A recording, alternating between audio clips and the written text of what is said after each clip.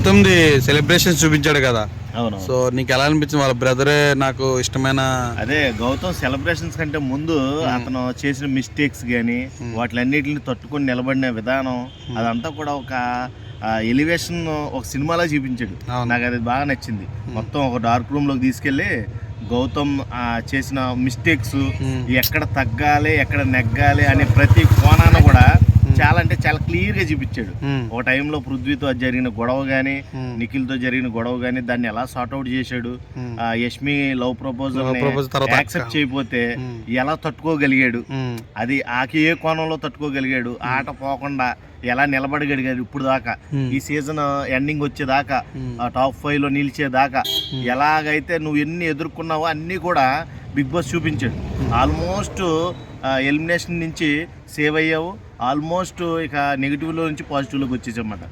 Almost ఇక Big Boss దృష్టిలో ఇప్పుడు గౌతమ్ అంటే ఓ పెద్ద youth icon. So Nikhil winner అంటున్నారన్న, మీరేమంటారన్న? అంటే ఇప్పుడు నిఖిల్ కి గౌతమ్ కి తగ్గా పోరు జరుగుతుంది. వీళ్ళిద్దరిని టార్గెటింగ్ గా మనం పెట్టుకొని మాట్లాడుతున్నాం గానీ సైలెంట్ గా ప్రేరణ వేసేసేలాగా ఉంది నాకు దెబ్బ. ఖచ్చితంగా నాకు అలాగే అనిపిస్తుంది. ఎందుకంటే ప్రేరణకున్న ఓటింగ్ చూస్తుంటే పిచ్చి ఎక్కిపోతుంది అన్నమాట జనాలకి. ఓ గ్రాఫ్ లో బీభత్సంగా దూసుకుపోతుంది. ఇలాంటి పరిణామాలు కనుక ఇంకా 2 రోజులు సాగితే ఖచ్చితంగా కప్పు తీసుకెళ్లి ప్రేరణ చేతిలో పెట్టేస్తారు. ఇంతమంది మగవాళ్ళ మధ్యన ప్రేరణ ఉంది కాబట్టి ప్రేరణకే ఎక్కువ మొగ్గు చూపుతున్నారంట. ఇప్పుడు అంత కాంపిటీషన్ తట్టుకొని 4 మగవాళ్ళలో ఒక ప్రేరణ వచ్చి ఉందంటే నిజంగా కాంపిటేటర్ అని చెప్పొచ్చు.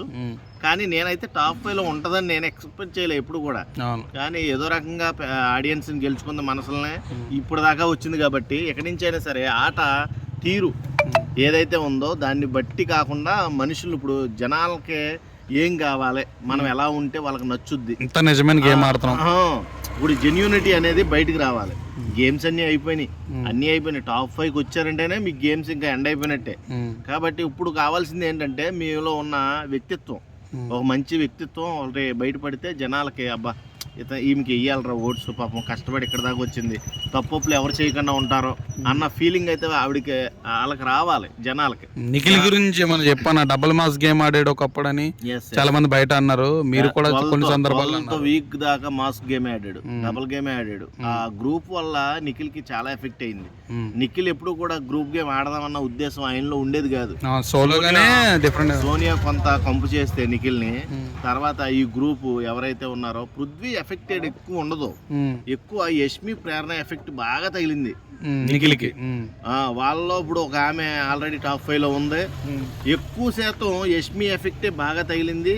తర్వాత పృథ్వీ కూడా ఎంతసేపు సంకలో పిల్లగా పద్దాక వాడేమీ సపోర్టెడ్ గా ఉండేవాడు కాదు, కానీ ఎంతసేపు వాళ్ళిద్దరు ఒక గ్రూప్. నిఖిల్ హ్యాండ్ పట్టుకుని సోనియా ఆకులా కొన్నాళ్ళు ఏడిపించింది, యష్మి ఏడిపించింది.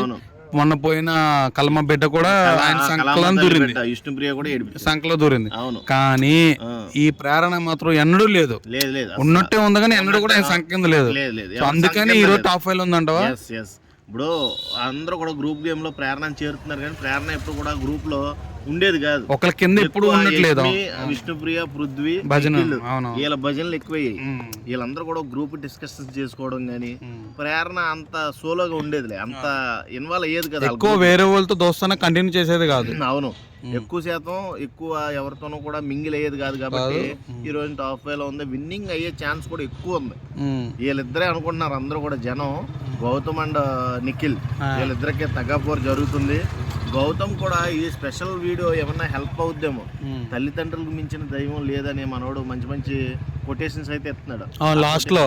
నేను ఇంకా ప్రేక్షకులు దేవులకు దండం అంటాడేమో అనుకున్నా, కానీ లేదు, ప్రేక్షకులు కూడా చెప్పాడు.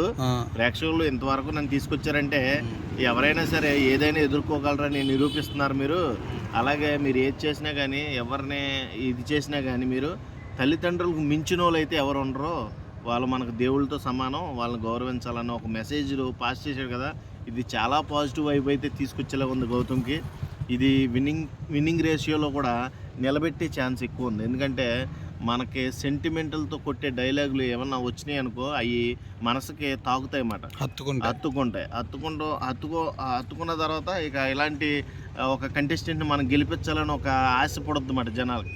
కాబట్టి మాట తీరే ఎప్పుడైనా సరే మనిషిని బతికిచ్చేది. మాట తీరు ఆట తీరు రెండు ఉన్న గౌతమ్ కూడా ఈ ఛాన్స్ కొట్టే అవకాశం. కానీ 7 లో మనోడు వచ్చి మిడ్ లోనే వెళ్ళిపోయాడు, హెల్మెట్ 7 లో వెళ్ళిపోలేదు కానీ 14th వీక్ దాకా ఉన్నాడు. కాకపోతే ఎందుకు వెళ్ళిపోవాల్సి వచ్చిందంటే 7 లో విన్నర్ అశ్వత్థామనే. కాకపోతే అక్కడ బజ్ అంతా కూడా రైతు బిడ్డ మీదకి వెళ్ళిపోయింది. రైతు బిడ్డ శివాజీ మీద ఉన్న బజ్ అంతా తీసుకెళ్లి రైతు బిడ్డకు అప్పచెప్పాడు. శివాజీకి ఉన్న ఫ్యాన్ పేజ్ మొత్తం తీసుకెళ్లి రైతు బిడ్డకు అప్పచెప్పాడు. ఒక రకంగా రైతు బిడ్డ గెలవడానికి లాస్ట్ సీజన్లో శివాజీ ఏకైక కారణం. అప్పటి వరకు కూడా అమర్దీప్ లేకపోతే మనోడి మీదే ఉండేది, అశ్వత్థామ మీదే ఉండేది, గౌతమ్ మీదే ఉండేది. కానీ ఆ టైంలో ఆ ఛాన్స్ మిస్ అయ్యిందని నాకు కొంచెం వెల్త్ ఉంది. ఆ వెల్త్ని ఫుల్ఫిల్ చేయడానికి ఇక్కడికి మళ్ళీ తీసుకొచ్చారు. అయితే నేనేమంటే యాజ్ 8 లో ఫ్రెషర్గా వచ్చిన నిఖిల్ కానీ లేకపోతే నబీల్ కానీ లేకపోతే ప్రేరణ కానీ వీళ్ళకి ఇస్తారనిపిస్తుంది. కానీ వీళ్ళు ఆల్రెడీ ఏ 7లో ఎంటర్టైన్ చేస్తారు, అవినాష్ కానీ ఇతను కానీ. సో ఇస్తారంటావా వీళ్ళకి ఏమైనా విన్నింగ్ ఛాన్స్? టాప్ 5 లోకి వెళ్ళారు. ఎంటర్టైన్మెంట్ ఈ సీజన్ పడుకుంటుంది అనేసరికి దానికి ఊపిరి పోసి లేపిందే వైల్డ్ కార్డ్స్. అవును భయ్, ఎంటర్టైన్ చేశారు, ఎంజాయ్ చేసాం. కానీ విన్నింగ్ ఎందుకు ఇస్తాం? 7లో ఆల్రెడీ మీరు వచ్చారు. చాలా మంది పబ్లిక్ బయట ఏమంటున్నారంటే ఆల్రెడీ వచ్చారు కదా, మళ్ళీ ఎందుకు వచ్చారా, సరే వచ్చారు విన్నింగ్ ఎందుకు ఇస్తామన్న ఒక కాన్సెప్ట్ అయితే మాట్లాడుతున్నారు. కరెక్టే, అప్పుడు దొరకలేదు కదా ఛాన్స్. ఆ ఛాన్స్ దొరకనివ్వకుండా కొంతమంది శక్తులు అడ్డుకున్నాయి కదా. ఆ శక్తులు ఇప్పుడు ఏమైనా సరే ఫుల్ఫిల్ చేయాలనే ఆశ వీళ్ళకి కూడా ఉంటది కదా. టాప్ 5 వెళ్ళారంటే ఖచ్చితంగా కప్పు గెలవాలనే ఆశ అయితే వీళ్ళకి ఉంటది. కాబట్టి ఖచ్చితంగా గెలిచే వస్తారని నా ఒపీనియన్. ఎవరో ఒకరు వీళ్ళిద్దరిలో ఒకరికైతే గెలిచే అవకాశం ఉంది. నిఖిల్ కి ప్రేరణకి చాలా ఎక్కువ ఉంది. ఎందుకంటే వాళ్ళు ఒరిజినల్ గ్యాంగ్స్టర్స్ కాబట్టి, వీళ్ళు వైల్డ్ కార్డ్స్ కాబట్టి కొంచెం ఏమైనా సరే గౌతమ్కి వచ్చే ఛాన్సెస్ అంటే తగ్గే అవకాశం ఉంది వీళ్ళిద్దరు వాళ్ళు. సో డే 1 నుంచి నిఖిల్తో స్ట్రగుల్ అవుతున్న ఒక వ్యక్తి లోపల ఉన్నాడు, వరంగల్ వ్యక్తి. సో మంచి నేనైతే ఐ మీన్ ఒక 3-4 వీక్స్ అయితే ఒక 1 వీక్ అర్థం కాలే కానీ తర్వాత చాలా ఎంకరేజ్ చేశాను. చాలా మంది చాలా విధాలుగా ఎంకరేజ్ చేశారు.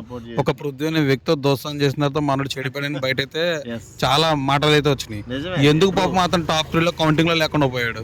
13th వీక్ నుంచి మనోడు పృథ్వీ వెళ్ళిపోయే వీక్ ముందు మనోడు సపోర్టెడ్ గా నిలబడమే చాలా దెబ్బ అయింది మనోడికి. అలా నిలబడకుండా ఉండి ఏదైనా సరే ఎదుర్కొనేలాగా ఉంటే, నబీల్ లాగానే ఉంటే ఈ రోజున టాప్ 3 టాప్ 2 ఖచ్చితంగా ఉండేవాడు. నబీల్ ఆట తీరు చాలా బాగుంటది. ఉంటూ రోహిణిని కూడా కొంచెం అప్రిషియేట్ చేయకుండా లైట్ తీసుకునేవాడు. అవన్నీ కొటేషన్ అంటే అవన్నీ కొంచెం నెగిటివిటీకి వెళ్ళి నిజంగా తెలియదు. ఫీమేల్స్ జోలికి ఎప్పుడు ఐ మీన్ అప్రిషియేట్ చేయాలి కానీ ఎక్కువ ప్రెజర్ చేయొద్దు వాళ్ళు. అవన్నీ ఇలాంటి టైంలో కౌంట్ అయితే అదే కౌంట్ అయ్యి వెనక వెళ్ళిపోవడం ఆటే ముందు చెప్పు.